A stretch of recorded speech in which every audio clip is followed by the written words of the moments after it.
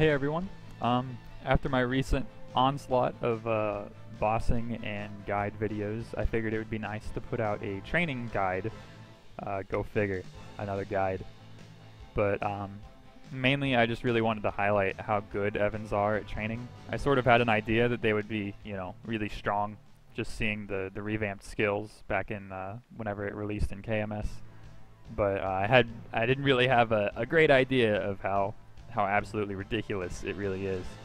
So I'm going to be doing a little bit of a demo and sort of talking about the process and why I actually really enjoy training my Evan right now as we go. I'll let the analysis run for about 10 minutes. Hopefully I have stuff to talk about to fill 10 minutes of training. But I'm not going to use any experience buffs. I don't have any coupons here or in here. No coupons. And as you can see, I'm not using any buffs.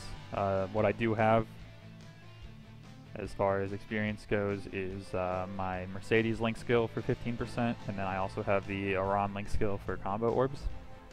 And then I believe I also have the Zero character card equipped for another 10% per kill. So that is all I have as far as experience buffs go. And then obviously rune persistence, which I will use a rune if one shows up, but yeah, that's basically it. I do have my Kana running up here for Kishin, so there's that. Oh, also no Pendant of Spirit or anything like that, just using normal pendants. So without further ado, I'm actually just gonna wear my speed infusion gloves. So I'm gonna buff up here. Then we'll go ahead and get started, and actually going to use a green potion, because that will help, as you'll see in a second. I think that's everything. Get dive return going, and then start the analysis. So, oh, there we go. Okay. Somehow got alt tab there. Alright, so the main thing you want to focus on is alternating between Wind Flash and Earth Breath, which you just saw me use both of them there. So there's Wind Flash, and over here I'll use Earth Breath, like so. And then as you're alternating between these two, you're going to want to teleport along the bottom while using Mana Burst to clear out some of the bottom mobs, so that the fusion skills can focus mostly on the upper mobs, because the goal here is to never jump up there. It's to just have fusion skills clear out those platforms for you. So that is basically the concept here. You're just going for full map clears as often as possible using these skill combos. It actually works out really well. As you can see, both of these skills are pretty strong as far as mobbing goes. One thing that should be noted is that Wind Flash is actually a pretty weak skill as far as percent damage goes, so if you're not really that funded, it might not be as good at clearing out maps. So I do think you need a bit of funding for this to be viable, but once you get to a point where Wind Flash is reliably taking out these mobs, the EXP is just insane. Another thing that I haven't been doing that I should be doing is using Magic Debris like that. I'm at a point where Magic Debris actually does take out these mobs, so it's definitely worth using as often as possible. I think the best practice for Magic Debris is to use it whenever you see that counter in the top right get to 15 or higher, because you can activate 15 at once, I believe. Maybe it's 25, I don't know. But I usually just activate it whenever I see that number get to 15 if I'm paying close enough attention, which is not always the case, but I try my best. So yeah, alternate Wind Flash, Earth Breath, and use Magic Debris whenever you feel it's a good time. And then while you're doing that, just teleport along the bottom and use Mana Burst to clear out mobs. And that's basically the conceit of this training method. I'm not actually the one who found this. I don't even know if there is someone who found this, but the person who showed me how to train here at Hill 5 was my friend Will, who I mentioned in another video. He's actually level 241 right now, and he's also getting ridiculous experience here. Like, I think he was getting 1% every 10 minutes using just HS. I think he had like Burning Map 10 or something, so that helped, but you know, that's a lot of experience at 241. it's pretty insane. So that's why I decided to check it out, and it's definitely as insane as it sounds. Which you'll see at the end here when we actually show the amount of experience in 10 minutes. But another thing I really enjoy about this training method is that it's actually like it's fun, like, which sounds dumb, but you know, after training a Phantom and a Nightwalker to 230, those aren't fun classes to train. You basically just stand still, turn left and right, and hit your long range attack skill over and over for hours on end, and it's painful. Like, I really did not enjoy training those classes, but this is actually super fun. I love the whole comboing aspect, and just the sheer amount of mobbing is like really fun to watch. Just watching the entire map get wiped out over and over, even though there's so many mobs everywhere. I just really like, I feel like a kid again, almost. Like, I have this stupid grin on my face whenever I see like Earth Breath just clear out like 15 mobs at once. It's so enjoyable. But I think because it's this enjoyable, I might actually be training to a much higher level on this character than I have trained before. I definitely want to hit 240 at least. May or may not go beyond 240. We'll sort of see how I feel after that point, I guess. But 240 is the current goal, I guess. Because my highest character is my Nightwalker at 232, so I think hitting the next level of 10 milestone would be pretty cool. What else can we talk about? I should probably be using dive return more, because attack speed matters. Speaking of returns, I am not using the fire return, the breath return, which you know, may be beneficial. This is what it does. It just sets a field of fire on the ground, and that fire is taking out enemies, obviously, but I think that since I'm already teleporting along the bottom like this and taking everyone out anyways, it's not really, you know, necessary.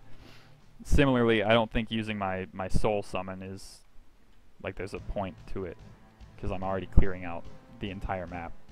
So that's why I haven't been doing either of those things.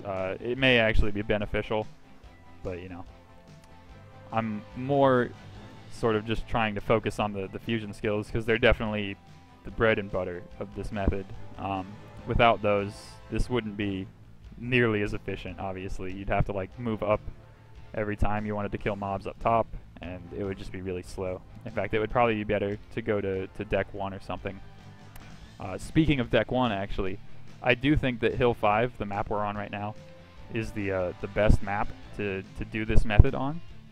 I've looked at the other Scrapyard maps and tried to do something similar to this, and it just didn't really work out as well. I don't think any of the other maps are really built as suitably as Hill 5 is to this sort of training method, because, you know, here you can just teleport back and forth and hit the fusion skill to clear out the top. It's super efficient, but when you go to like deck 1, you have to like jump up to the top platform and like clear out all those, and then jump back down, clear out the bottom.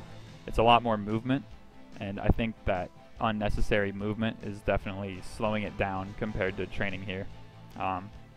Again, it could be that, you know, if you did really well at deck 1 or at maze 5, it would be more experience than it is here. That's very well possible, but I think that as far as, you know, like, efficiency goes, this is definitely getting more bang for your buck, as it were. You know, you don't really have to do a whole lot. You just have to teleport back and forth, hit a combo every 3 seconds, and, you know, spam mana burst. You don't have to, like, jump up and down. You don't have to climb any ladders.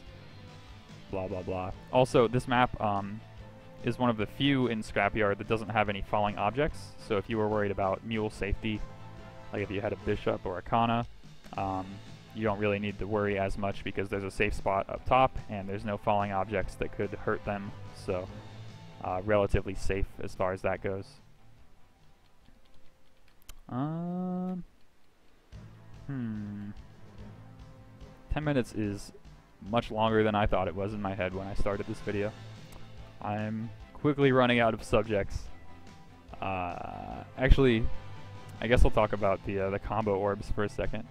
So, you know, I'm sure everyone probably knows what combo orbs are by now, but the Iran Link skill that recently got added increases the experience from those by a ton. And if one will be so kind as to spawn on the bottom here, maybe not. Oh, there we go. So as you can see, I just got 5 mil experience from walking into that thing. The base experience for these guys, like if you kill a single mob here, I think it gives you 80k on 1x. So getting a single combo orb at 5 mil is like equivalent to killing, what, 60 mobs? Maybe 50 mobs? I don't know. I'm not the best at, you know, quick mental math, but it's really good. That's a lot of mobs, basically, for just walking into an orb. And they reduced the lag whenever you picked an orb up. It used to like cause you to stop your skills, and so it was kind of annoying to pick them up, so most people just avoided them, but now it's a lot more fluid, so you don't really have to worry about that interruption. So I definitely think it's worth picking them up, unless they spawn on the top, and then I'm too lazy to go get them, even though it might be, you know, better. But that's just how I roll, I guess. So we're winding down here, only about a minute left on the analysis. Oh, one other thing I should mention. Prior to this update, whenever you had like a kill quest or you had your pet loot on, it was super laggy. So most people trained with pet loot off, or, you know, something like that to sort of mitigate the lag. Otherwise it was basically unbearable. But with this update, they really reduced the amount of lag on both kill quests and pet loot. It's like significantly less noticeable. As you can see, I've been looting with pets this entire time, and I haven't really been lagging that bad. So I would definitely recommend doing so now if you have a decent enough computer to handle it, I guess.